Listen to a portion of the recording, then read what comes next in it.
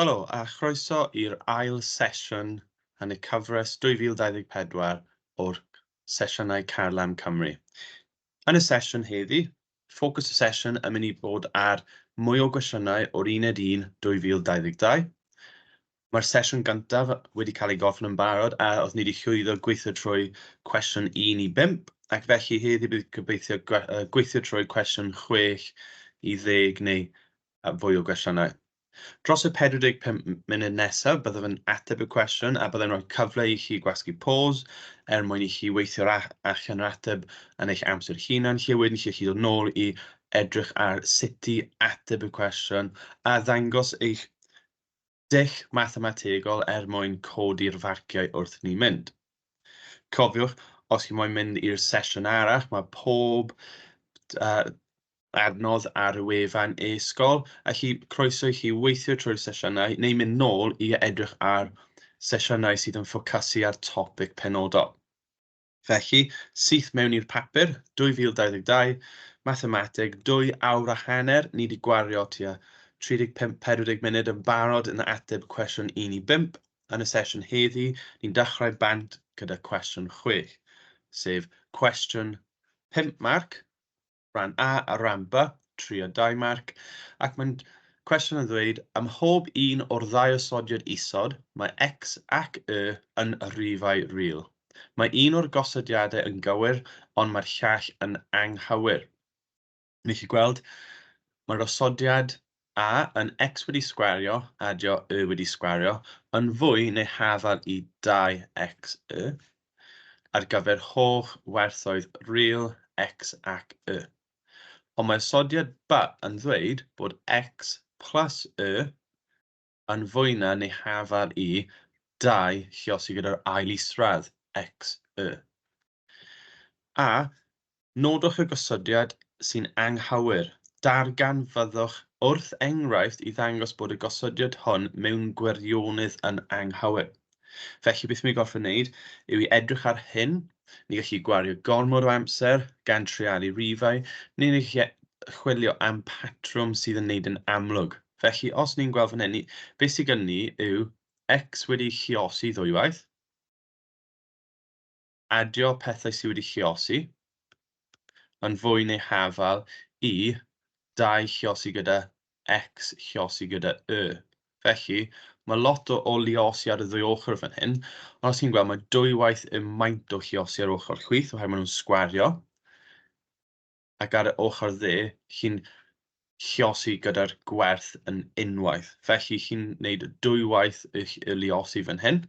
Yn B, os ni'n gweld, ys dim lluosi o gwbl ar ochr chwith, ac ni'n ail isradd y rif, ond mae yna elfen o lluosi x, y.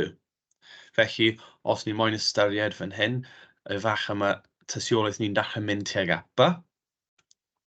Os ni'n moyn wneud yn fwy o synwyr o hyn, ni'n gallu treialu rifau fel 1 ac -1. Dyna'r werthoedd mwyaf cyffredin i ddechrau bant. Gosod x yn hafal i y, neu x ac y i fod yr un rif, a treialu rhywbeth fel 1, 1 i cael ateb, ac 1, 1 mwyn cael ateb. Neu, y peth sydd hefyd yn sefyll allan yw rifau negatif. Oherwydd os ni'n defnyddio rif negatif ar gyfer x ac rif negatif ar gyfer y, bydd y rifau, oherwydd maen nhw'n sgwario, yn positif pob tro. Ac felly, os ni'n defnyddio rif negatif a positif ar gyfer x ac y, bydd y rif yn dod allan i fod yn negatif ar ochr dde. Ond os ni'n edrych ar y osodiad B, trwy defnyddio rifau negatif, bydd rif ni yn aros yn negatif, ond trwy lluosi'r rifau, bydd y term negatif yn cael ei dileu. Felly, mae B gorfod fod yn anghywir. So ni gallu nodi lawr bod B sy'n anghywir. A wedyn mae rhaid ni nawr dangos tystiolaeth am sut mae hyn yn wir. Felly beth yw B? Mae B yn x plus y yn fwy neu hafal i 2 ail isradd x, y. Felly, ni gallu defnyddio parau o rifau, enghraifft, neu chi defnyddio x i fod yn hafel i minus 1 ac i fod yn hafel i minus 1, oherwydd mae 1 a minus 1 yn rifau syml i weithio gyda. Wedyn beth bydd gyda ni yw'r ochr chwith. Ni'n cael minus 1, adio minus 1. Ochr dde, beth bydd gyda ni yw 2 minus 1 lluosi gyda minus 1. Felly, mae minus 2 yn fwy neu hafal i minus 1 lluosi minus 1 yw 1, a llysoedd 1 yw 1. Mae minus 1 yn fwy neu hafal i 2. Felly mae hwn yn tystiolaeth bod yr osodiad yn anghywir. Eto, ni gallu trialu rifau arall, so does dim un ffordd i cael ateb gywir. Cofiwch y syniad o rifau positif a rifau negatif. Os ni'n defnyddio rif, enghraifft, x yn 1, ond y yn hafal i minus 4. Beth bydd gyda ni wedyn yw 1 adio minus 4. Ac ar y ochr dde, bydd ni'n cael 2 lluosi gyda ail isradd 1 lluosi minus 4. Felly, bydd ateb o minus 4 yn fwy neu hafal i 2 ail isradd minus 4. Ac mae 2 ail isradd minus 4 ddim yn real, felly mae hwn yn dangos ffordd arall o bod ba yn osodiad anghywir. Felly, ni'n mynd nôl. Ba, nodwch y gosodiad sy'n gywir.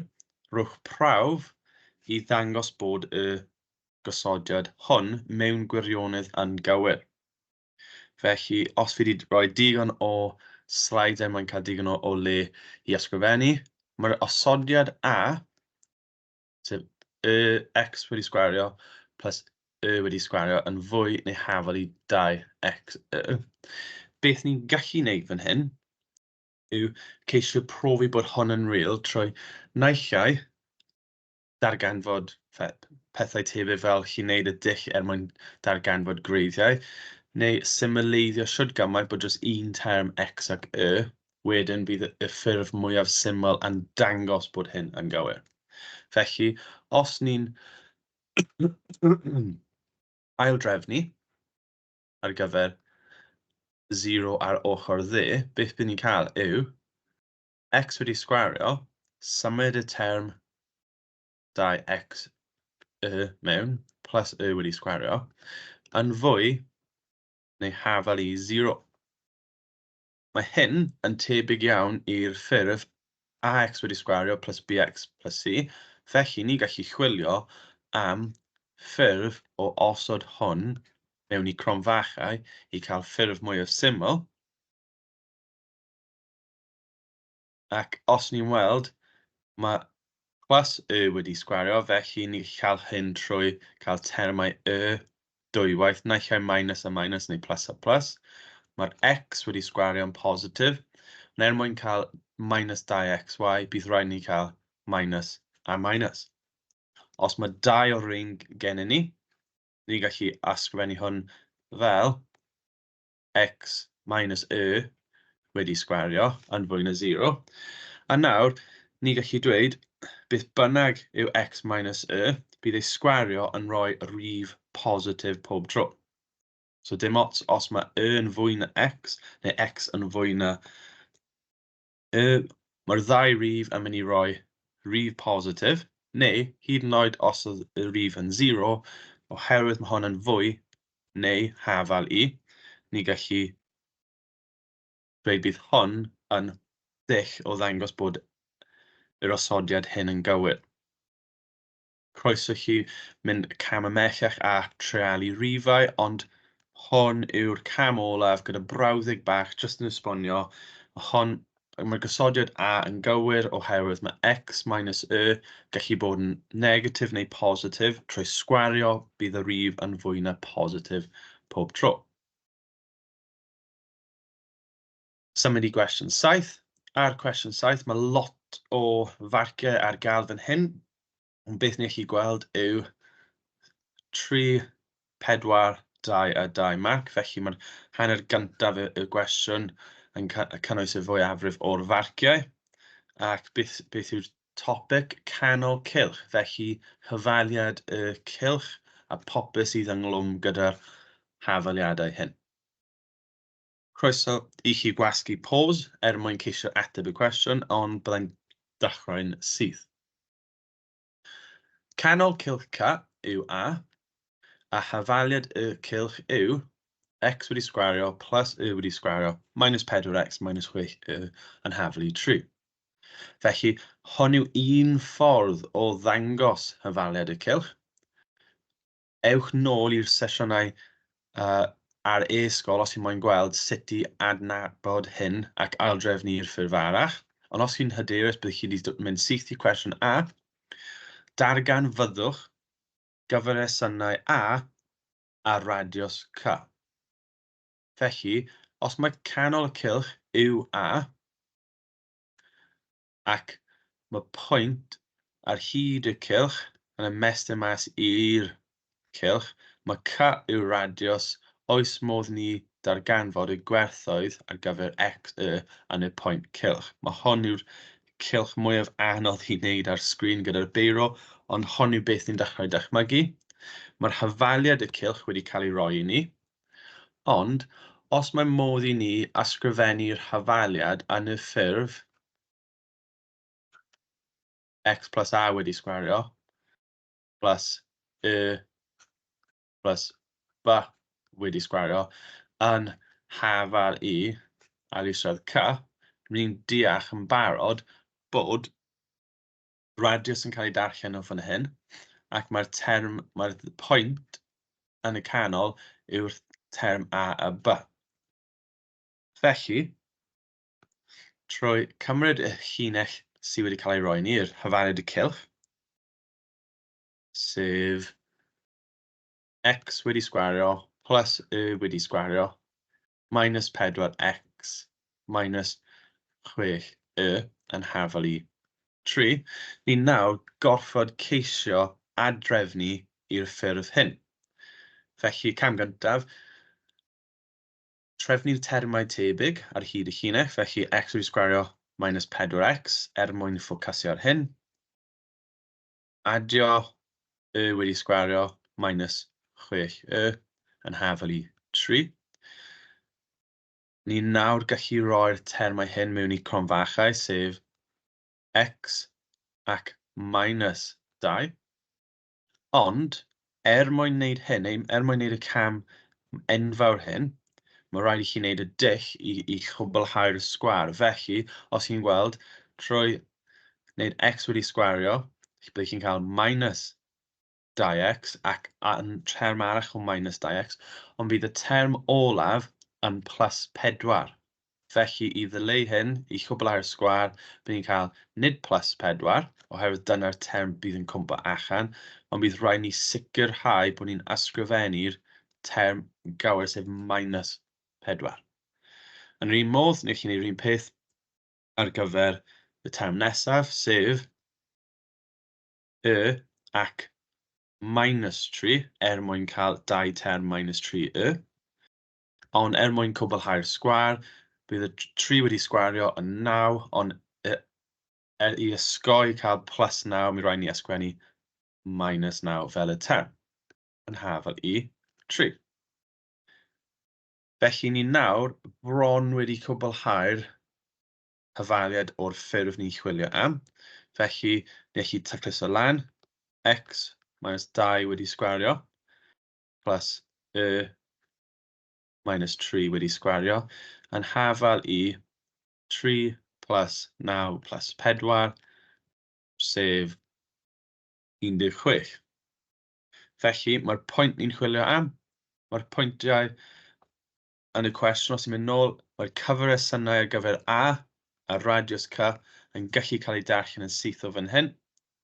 Felly mae'r cyfresynau ar gyfer a yn 2 a 3, ac mae'r radiws C yn hafal i'r ail isradd y term, sef 4. Felly, Os ni'n mynd i sleid newydd, felly gosod hyn lawr jyst rhag ofn bydd angen defnyddio nhw. Mae term A, 2, 3. Mae radiws y cylch, sef C, yn hafal i 4. Ar gyfer cwestiwn B, mae mwy o wybodaeth wedi cael ei trosglwyddo i ni fan hyn nawr. Beth ni'n gallu gweld yw llinell L sydd gyda'r hyfaliad y yn hafal i x plus 5 yn croes torri'r C yn y pwyntiau P a Q. Felly, dechrau dychmygu beth sy'n digwydd fan hyn. Mae'r siap y llinell hwn yn llinell syth. Felly, llinell syth yn mynd i croesi trwy cylch mewn 2 pwynt. Os ni'n edrych ar y ffurf yr hyfaliad, bydd ni'n disgwyl gweld y yn hafal i mx plus c. Felly, mae'r graddian yn 1 fan hyn. Ac felly mae hwn yn wir pryd mae ac y yn hafal ei gilydd.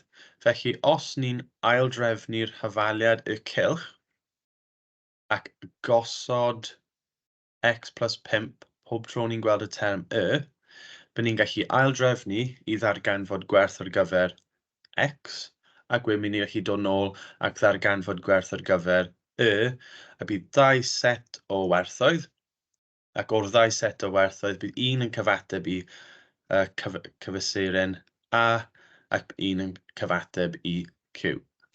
Felly, os ni'n mynd i'r sleid newydd, bydd ni'n gallu amnewid mewn, so x wedi sgwario plus y wedi sgwario, ond bydd ni'n defnyddio x plus 5 pob tro ni'n gweld y wedi sgwario. Felly x plus 5 wedi sgwario minus 4x minus 6. Dyle hon fod yn y, ond cofiwch pob tro ni'n gweld y, ni'n ysgrifennu x plus 5, ac mae hyn yn hafal i 3. Mae modd i ni nawr dechrau agor y cronfachau, felly beth bydd ni'n cael yw x wedi sgwario, x wedi sgwario eto, bydd 2 term o 5x a 5x, felly plus 5x plus 5x yw plus 10x, plus 5 wedi sgwario, sef 25, minus 4x, minus 6x, minus 30, yn hafal i 3. Os ni'n parhau a dechrau symleiddio fan hyn, bydd ni'n gweld mae 2 werth o x wedi sgwario. Mae 25 minus 30 yn rhoi minus 5 i ni, ac does dim term x i byw ar 1 oherwydd mae 10x minus 4 minus 6x yn dileu. Felly, mae hyn yn hafal i 3. Cam nesaf yw i symleiddio ar gyfer gwerth. Felly, 3 plus 5 yw 8. X wedi sgwario yn 4, felly mae x yn hafal i ail isradd 4. A dyma'r cam nawr. Ni'n deall hyn, felly mae x yn hafal i 2 neu minus 2. Beth yw'r gwerthoedd ar gyfer y sy'n cyfateb i x yn hafal i 2? Mae ni gallu aildrefnu ac amnewid x ar gyfer 2 dro hyn. Felly, y yn hafal i 2 plus 5. Felly, mae hyn yn digwydd ar 2 saith, neu yr un peth o minus 2 plus 5. Felly, mae y yn hafal i 3. Felly, pwyntiau P yn gallu fod yn 2 saith, ac mae Q yn hafal i minus 2 a 3. Felly mae'r llinell yn croesi'r cylch yn y pwyntiau 2 saith neu minus 2 a 3.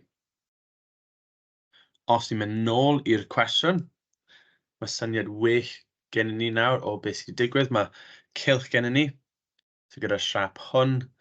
Mae'r radiws y cylch yn hafal i 4. Mae'r cyfresynau'r pwynt yn y canol yn A, ac ni newydd darganfod llinell sydd yn croesi trwy'r pwyntiau P, sef, dwi'n ysgrifennu lawr eto, mae pwyntiau P yn 2, 7. Mae'r pwynt Q yn -2 a 3.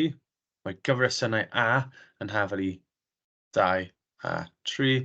Ac mae'r radiws o 4. Felly ni gallu dechrau dychmygu siap cylch llinell sy'n croesi trwyddo. Croesi trwy'r cylch, nid ar 0, 0. Ar gyfer cwestiwn C, mae'r cwestiwn yn gofyn i ni bod pwynt B ar hyd y llinell PQ. Felly ar hyd y llinell PQ, bydd pwynt B yn bodoli. Ac mae fel bod A B yn perpendicular i PQ, felly ni'n deall yn barod bydd y llinell yn ymestyn i ffwrdd o PQ i'r pwynt yng nghanol y cylch, sef A. Darganfyddwch hyd B. Felly, peth gyntaf mae rhaid ni wneud yw i ddatrys y pwynt neu'r A B, y pwynt B ar hyd y llinell A B, ac wedyn ni gallu datrys hyd rhwng P i B.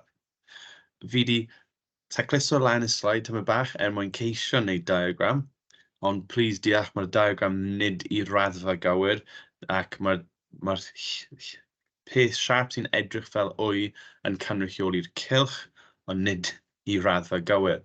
Ond mae'n gallu helpu ni deall beth sy'n digwydd fan hyn. So mae cwestiwn C yn dweud bod y llinell Q i P neu P i Q gyda pwynt B ar hyd y llinell. Mae pwynt B yn ymestyn i A i creu llinell A B sydd yn perpendicular. Felly mae hwn yn amlwg bod hwn yn ongl sgwar. Ni'n deall yn barod bod y siap y llinell P i Q yn hafel i x plus 5. Ac hefyd, mae'r hyfaliad y cylch am y siap hon yw x wedi sgwario plus wedi sgwario minus 4x minus 6 yn hafel i 3. Felly, oes modd i ni datrys y hyd rhwng P i B. Felly, peth gyntaf mae rhaid ni edrych, mae'r wybodaeth sydd gennym ni yw'r pwynt A, P a Q. Felly, oes modd i ni datrys yr hyfaliad ar gyfer A i B. Os ni gallu datrys y hyfaliad ar gyfer A i B, bydd ni gallu datrys y pwynt ar gyfer B. Felly, yn gyntaf, nodwch lawr y diffiniad ar gyfer hyfaliad y llinell, sef minus y1 yn hafel i x minus x1. Ac jyst i cadw sleid hyn yn daclus, os dwi'n mynd i sleid nesaf, ni'n gallu jyst dychmygu beth sy'n digwydd. Mae'r llinell yn perpendicular, felly un o'r sgiliau mae rhaid ni adnabod fan hyn yw bydd graddiant A B yn hafel i minus 1 dros graddiant PQ. Felly, os ni'n gwybod bod hyfaliad y llinell PQ yn hafel i x plus 5, mae graddiant AB yn hafel i minus 1. Ni'n deall bod y pwynt ar gyfer A yn 2, 3, felly ni'n gallu defnyddio'r wybodaeth hyn i ddarganfod hyfaliad y llinell AB. Felly, mae minus 3 yn hafel i minus x, nid minus x, sorry, minus 1.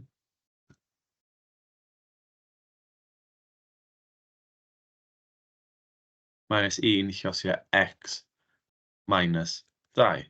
Felly agor cronfachau ac symleiddio, a beth bydd gen i yw minus x minus 2 sef plus 2 plus 3. Felly mae hyfaliad y llinell ar gyfer AB yn hafel i minus x plus 5. Os mae'r ddau llinell hyn, llinell AB ac QP neu PQ, ar pwynt B, mae'r gwerth yn hafal. Felly, os ni'n tynnu mewn llinell ar gyfer PQ, beth ni'n gallu gwneud yw gosod y ddau'n hafal i gilydd i ddatrys gwerth ar gyfer x a gwerth ar gyfer ac bydd y gwerthoedd hyn yn cyfateb I werth B. Felly, yn y pwynt ble mewn hafal, sef yn hafal I bydd minus x plus 5 yn hafal I x plus 5, sef minus x yn dod o draws, 0, 5 minus 5 yw 0, yn hafal I 2x, felly mae x yn hafal I 0. Os ni'n symud i'r hyfariad a osod x yn 0 fan hyn, beth ni'n gweld bydd yn hafal I 5. Felly, ni'n gallu mynd nôl i'r wybodaeth sydd gennym ni. Yr wybodaeth sydd gennym ni yw bod B yn hafal I x o 0 ac yn 5. Felly, ni'n gallu mynd i'r cwestiwn a ni wedi ateb y cwestiwn. Mae pwynt B ar PQ ac mae fel bod A, B yn perpendicular I PQ. Darganfyddwch hyd H I B. Felly, ar hyn o bryd, ni wedi gwneud rhan fwyaf o'r waith. Ni wedi datrys gwerth ar gyfer B. Nawr mae'r gwerth y ddau pwynt gennym ni.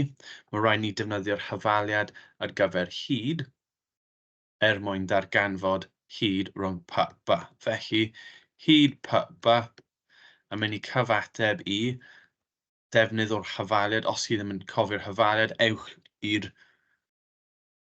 sesiwn sy'n ffocysu ar sgil graffiau a llinellau a cylch mwyn wneud ail isradd y termau x wedi sgwario a adio'r gwahaniaeth yn y termau wedi sgwario. Felly beth sydd gyda ni yw x2 minus x1, so 0 minus 2,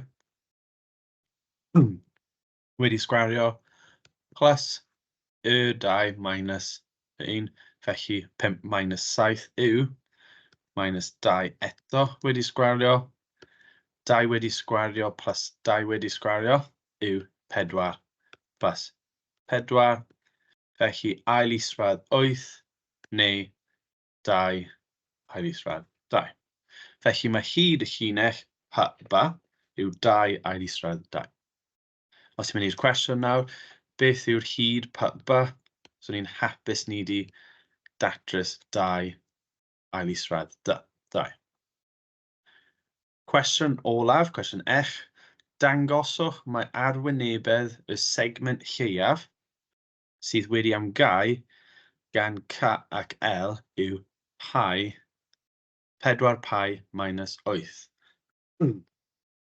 Felly, os ni'n edrych fan hyn, maen nhw wedi defnyddio'r gair segment.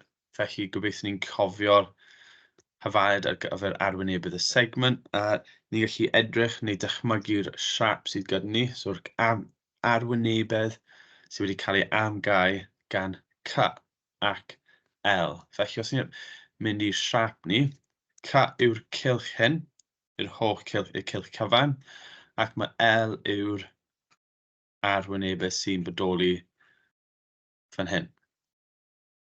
Felly, os fi'n uwcholeuo, ni'n gallu edrych ar y siap cyfan. So mae'r cylch cyfan gyda arwynebedd penodol. Ond ni'n ffocysu arno dim ond y siap neu'r ardal gwyrdd.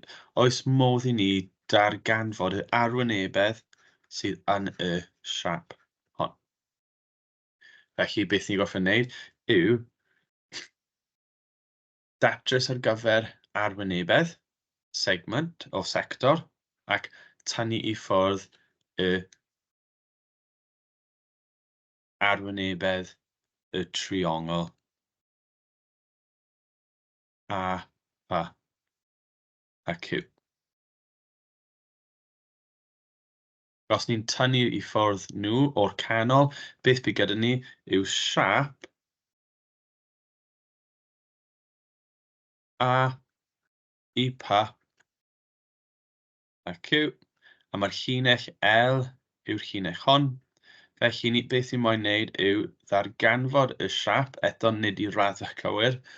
Os ni'n gallu cyfrifo'r arwynebedd y holl ardal, ac ni'n gallu tynnu ffwrdd arwynebedd 1 I ffwrdd o'r holl arwynebedd, bydd arwynebedd 2 yn hafal i'r arwynebedd segment lleiaf PQ. Felly, beth ni'n chi'n neud yw'r arwynebedd AQ fel sector, ac os ni'n mynd nôl i'r diagram, bydd ni'n deall bod AQ, beth ni'n edrych arno fan hyn, yw ongl o 90 gradd, ond mae rhaid ni gweithio mewn radians, felly 90 dros y 360, lluosi gyda'r arwynebedd cylch, sef pi r wedi sgwario. Felly, faint o gylch ydy'r siap AQ yn cymryd lan, a ni gallu tynnu i ffwrdd arwynebedd y triongl AQ. Ni ddim yn hollol sicr ar afal i ddefnyddio, wel gobeithio bod chi'n gallu mynd nôl a ddefnyddio reol ar gyfer syn, ble mae'r ongl yn 90. Ni chi mewnbynnu mewn fan hyn, so mi chwarter pi, mae r yn dod right o'r ddechrau'r cwestiwn, sef 4 wedi sgwario, minus hanner a b, oherwydd mae'r gwerthoedd hyn yn cyfateb i gwerth y radius, so 4, a mae sain o 90. Felly, mae sain 90 yn 1, ac mae hwn yn dechrau symleiddio'n eitha gyflym. Mae term o 4 yn gallu cael ei dileu fan hyn i adael 4 pi. Mae hanner 4 yn 2, 2 lluosi 4 yw 8, a mae sain 90 yn 1. Felly mae'r term ar gyfer yr arwynebedd y segment lleiaf, sef y segment hyn ni'n edrych arno, yw 4 pi minus 8. Os ni'n mynd nôl i edrych ar y cwestiwn, mae'r cwestiwn yn gofyn i ni i ddangos bod arwynebedd y segment lleiaf yn hafal i 4 pi minus 8. Felly mae cwestiwn eithaf hir fan hyn, 3 marc 4, 2 a 2. Mae lot o sgiliau wedi cael ei ddangos fan hyn, a mae hollol bwysig bod chi wedi gweithio trwy'r camau'n gyson, ac bod chi'n defnyddio'r ffurf neu diagrams i helpu chi modelu neu mapio allan beth chi'n eisiau chwilio am. Cwestiwn 8. Cwestiwn 8 yn 7 marc. A mae cwestiwn 8 yn dechrau gyda, mae graff G yn dangos perthynas rhwng newidynau y ac x, lle mae y mewn cyfrannydd â x. Rasluniwch y graff rhwng y newidynau y ac x. Wel, unrhyw graff yn hyn, does dim angen cymryd lan lot o le, felly os ti'n cofio'r echelynau'n bwysig, y yn vertigol, x yn llorweddol, does dim term yn dangos bod e ddim yn croesi trwy'r tardd, felly bydd llinell syth croesi trwy'r tardd, ac bydd rhyw cysonen, i chi gael kx neu mx, ond mae hon yn dangos bod y yn hafal neu mewn cyfrannydd gydag x. Mae rhaid i'r llinell mynd trwy'r tardd bwynt, oherwydd does dim plus c gyda ni. Cwestiwn B. Mae Mary a Jeff yn gweithio i gwmni sy'n talu ei weithiwr yn ôl cyfraddau yr awr. Mae cyfradd yr awr ar gyfer Mary ddwywaith cymaint a chyfradd yr awr ar gyfer Jeff. Ar ddiwrnod penodol, roedd Jeff wedi gweithio 3 gwaith cymaint â Mary ac wedi cael ei talu 120. Cyfrifwch enillion Mary y diwrnod hwnnw.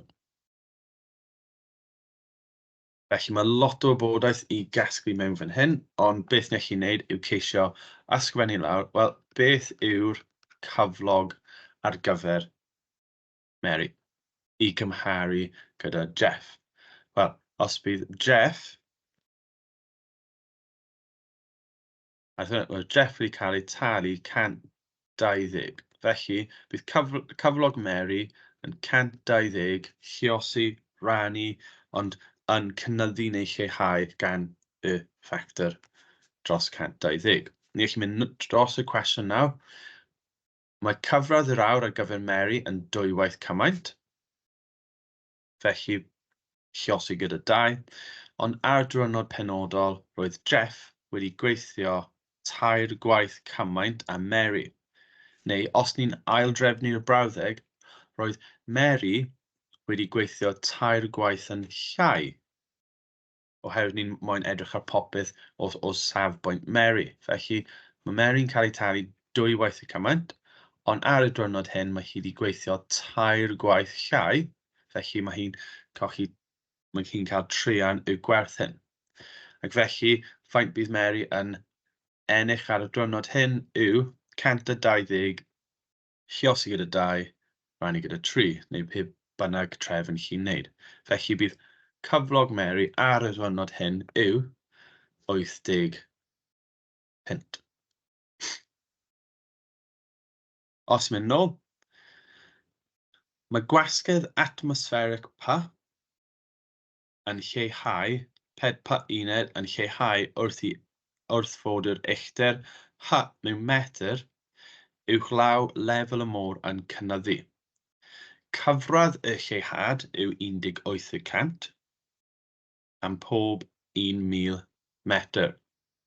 Neu ffordd arall o feddwl am y cyfradd y lleihad, faint sydd ar ôl yw 100 minus 12. Felly, faint sydd ar ôl a pob 100 metr yw 80% y rif cyn.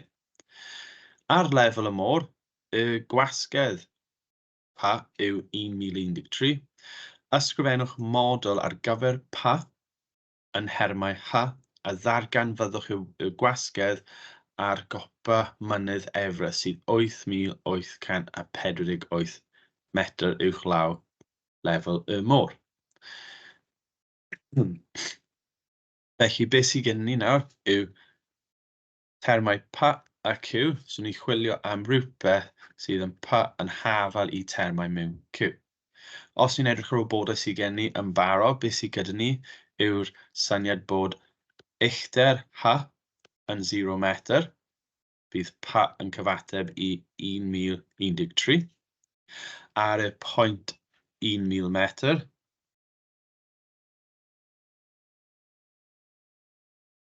mae'r gwasgedd atmosfferig yn 88% y gwerth P greiddiol. Felly mae'r gwasgedd hyn yn lleihau. So ni'n gallu lluosi ar gyfer y pwynt nesaf i ddarganfod hyn. Os ni'n tacluso hyn lan, dyma bach, ni'n gallu edrych ar y syniad hyn. Felly, os ni'n camu lan pob tro mewn camau o 1000, ar lefel 0, ni'n dechrau ar gwasgedd o 1013, ond ar gyfer pob lefel sy'n cynyddu uwch ben 0 metr, mae'n lleihau 12%, neu bydd 0.88 neu 88% ar ôl. Felly, ar gyfer uchder o 1,000, mae hyn yn wir. Os ni'n edrych ar 2,000, bydd P yn hafal i'r gwerth 1013, lluosi gyda'r 88% sydd ar ôl at 1,000 metr, ond bydd rhaid ni edrych ar 0.88 eto. Neu chi wneud hyn ar gyfer 3,000, a bydd ni'n cael term arall o 0.88.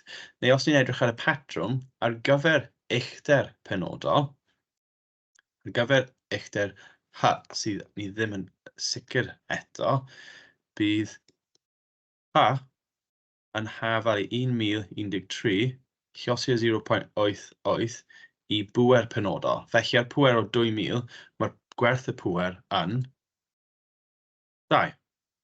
Ar gyfer uchder penodol sy'n mynd lan mewn miloedd, bydd P yn hafal i 1013, lluosi o 88% sydd ar ôl, ond i'r enfed term, neu i'r uchder H.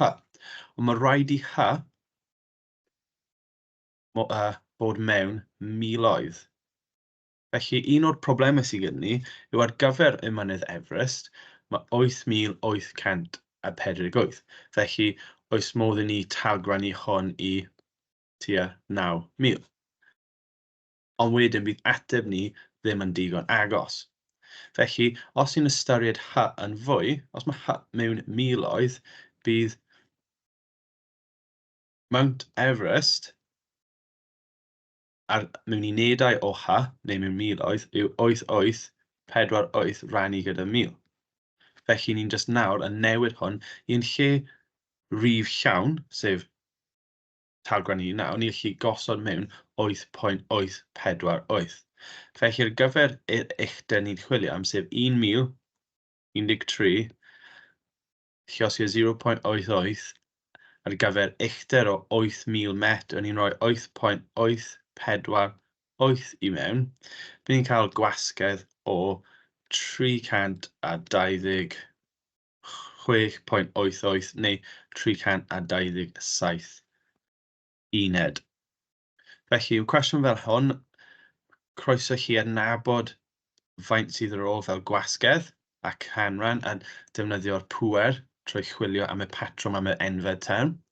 Mae dull gwahanol i ateb cwestiwn hwn. Ni'n gallu edrych ar y diffiniad ar gyfer siap sydd yn lleihau o'r dull ar gyfer hyfaliad tebyg i 1013, ond chwilio am y pŵer C ar gyfer disgyniad fan hyn o exponential, ond am y ddull mwyaf syml neu mwyaf amlwg yw chwilio am faint o'r canran sydd ar ôl, ac jyst chwiliwch am nifer o ganrannau neu nifer o gamau chi'n ailadrodd y swm i ddatrys yr ateb olaf.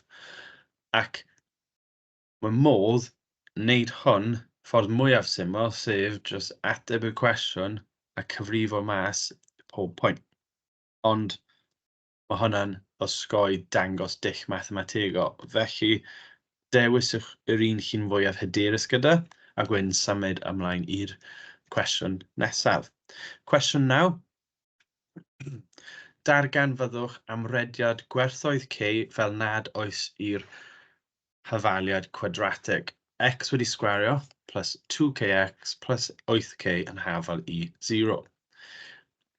So nid oes i'r hyfaliad cwadratig unrhyw gwreiddiau real. Felly, os mae hwn yn wir, beth ni'n gallu gwneud yw cofio bod y gwahanolyn yn mynd i fod yn llai na 0. Felly, os ni'n chwilio neu defnyddio'r b sgwerd minus 4ac, bydd rhaid i hon fod yn llai na 0 oherwydd does dim gwreiddiau real. Felly, b wedi sgwario yw 2k wedi sgwario, minus 4 a yw 1, mae c yw 8k, llai na 0, felly 4k wedi sgwario, minus 4 lluosir 8 yw 32k, llai na 0. Os ni'n rannu'r ddwy ochr gyda 4, beth fi'n cael yw k wedi sgwario minus 8k. Felly, ni'n gallu ceisio ddatrys ar gyfer gwerthoedd ar gyfer c. Beth yw'r gwerthoedd critigol ar gyfer c? Wel, un ffordd yw gweld bod dau term c fan hyn, so ni'n gallu ffactoreiddio trwy tynnu c i un ochr, a beth bydd ar ôl yw c lluosio k minus 8 yn llai na 0. Felly, ar gyfer gwerthoedd critigol, bydd c yn naill ai hafal i 0, neu bydd rhaid ni gosod mewn k minus 8 yn hafal i 0, neu k yn hafal i 8. Felly, mae'r ateb ni ar gyfer gwerthoedd c yn mynd i fod yn 0 yn llai na k, neu yn llai na 8. Felly, 4 marc cyflym fan hyn, darganfyddwch amrediad gwerthoedd c fel nad oes i'r hyfaliad cwadratig hyn unrhyw gwreiddiau real. Felly mae'r amrediad ni yn amlwg rhwng 0 i 8. Cwestiwn 10. Mae cwestiwn 10 yn dangos, gofyn i ni i ddangos eich holl gwaith cyfrifo i datrys yr hyfaliad 2x i pŵer 53. Rhowch eich ateb yn gywir i 2 lle degol. So bwysig fan hyn bod chi'n dangos eich dull mathemategol, oherwydd mae'n gofyn am eich holl gwaith cyfrifo. 3 marc sydd ar gael, felly gobeithio bydd 3 cam neu 2 cam amlwg A mae rhaid i chi cael ateb chi i ddau le degol. Felly mae rhaid i chi talgrynu i nifer o lefydd degol gywir. Felly beth sydd gen ni yw hafaliad 2 bwyr x yn hafal i 53.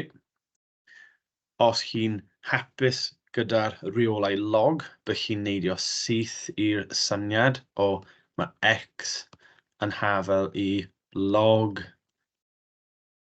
2 53, ac trwy ddefnyddio'r eich cyfrifiannau, bydd chi'n gallu neidio syth mewn i ateb o 5.722 ac yn y blaen, ond mae ateb o 5.73 yw'r ateb i ddau le degol. Felly, ateb syml, os chi ddim yn hyderus gyda amnewid gyda reolau log, ewch nôl i wefan e-sgol i edrych ar dulliau, a bydd chi'n gweld mae'r holl reolau log yn cael ei edrych arno gyda ffurf gwahanol. Hon yw'r dull mwyaf cyflym i ateb y cwestiwn, ond mae dulliau hefyd yn edrych ar sut i amnewid log Atn i amnewid ar gyfer x hefyd. Felly, croeso chi edrych ar y wefan e-sgol. Yn y sesiwn heddi, ni wedi ateb 5 cwestiwn eto dros y 45 munud. Croeso i chi parhau gyda'r sesiwn nesaf mwyn gweld weddill y cwestiynau o'r papur 2022. Os chi heb gweld y sesiwn gyntaf eto, ewch nôl i edrych ar y 5 cwestiwn gyntaf a gobeithio i weld chi yn fwy o sesiynau yn y dyfodol. Diolch am wrando.